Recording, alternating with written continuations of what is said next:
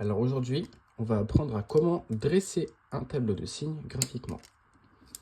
Alors en tout premier, on voit que ma fonction s'appelle f. Parce que ici, on voit que la courbe, c'est la courbe f notée cf. On sait qu'une fonction, ça s'écrit comme f de x égale quelque chose que je vais appeler a, par exemple. Ici, mon x, ça s'appelle un antécédent.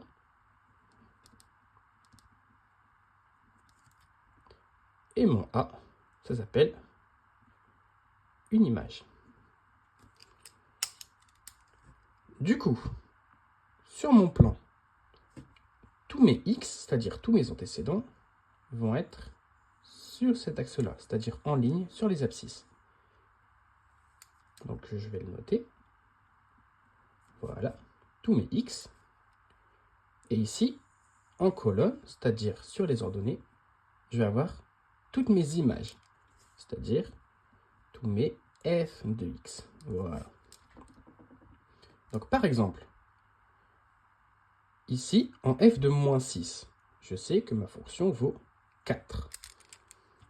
Donc on va l'écrire f de moins 6 égale 4. Par exemple aussi, en moins 5, ma fonction vaut 5. f de moins 5 est bien égal à 5.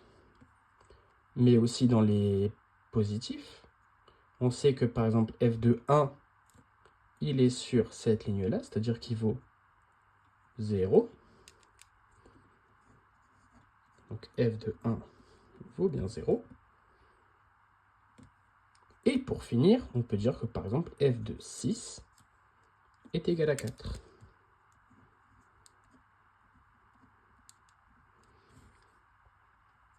Maintenant, on va pouvoir dresser le tableau de signes graphiquement. Alors en tout premier, je vois où commence ma fonction et où elle se finit. Donc ma fonction commence bien en moins 6 et finit en 6. Donc je le reporte dans mon tableau de signes. Elle va de moins 6 à 6. On est bien d'accord qu'on traite la fonction f de x. Ça veut dire quoi? Ça veut dire que f de x en x égale moins 6 vaudra, par exemple ici, on l'a vu que ça faisait 4. Mais aussi, f de x quand x vaut 6, ici on a vu qu'elle valait 4 aussi. Maintenant, c'est quoi un tableau de signes? Un tableau de signes, c'est simplement le moment où la fonction va être positive, c'est-à-dire au-dessus de l'axe des abscisses, ici, et quand la fonction va être négative, c'est-à-dire en dessous de l'axe des abscisses. Et ce qui nous intéresse, ça va être le moment où elle change de signe. Donc là, où est-ce qu'elle change de signe? Donc la fonction, elle change de signe en à peu près moins 2,5 ici. Donc je vais le noter sur mon tableau de signe. En moins 2,5, elle change de signe. Mais elle change de signe où? Elle change aussi de signe en 1 ici. Donc ici en 1,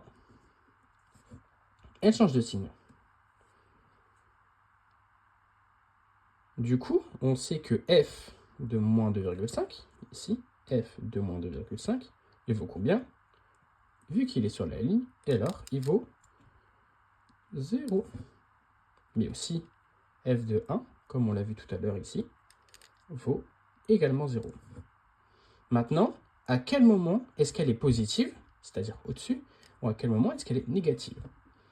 Alors, entre moins 6 et moins 2,5, est-ce qu'elle est positive ou elle est négative? C'est-à-dire entre ici et là. Donc, vu qu'elle est au-dessus, elle est bien positive. Ça veut dire qu'ici, je vais mettre un plus. Maintenant, entre moins 2,5 et 1, c'est-à-dire entre ici et ici, est-ce qu'elle est positive ou négative? Donc, elle est bien négative. Et maintenant, entre 1 et 6, entre 1 et 6, est-ce qu'elle est positive ou négative? Ici, on est d'accord qu'elle est positive. Hop, on arrange un peu notre tableau de signes. Voilà. Et voilà, il est fini, tout simplement.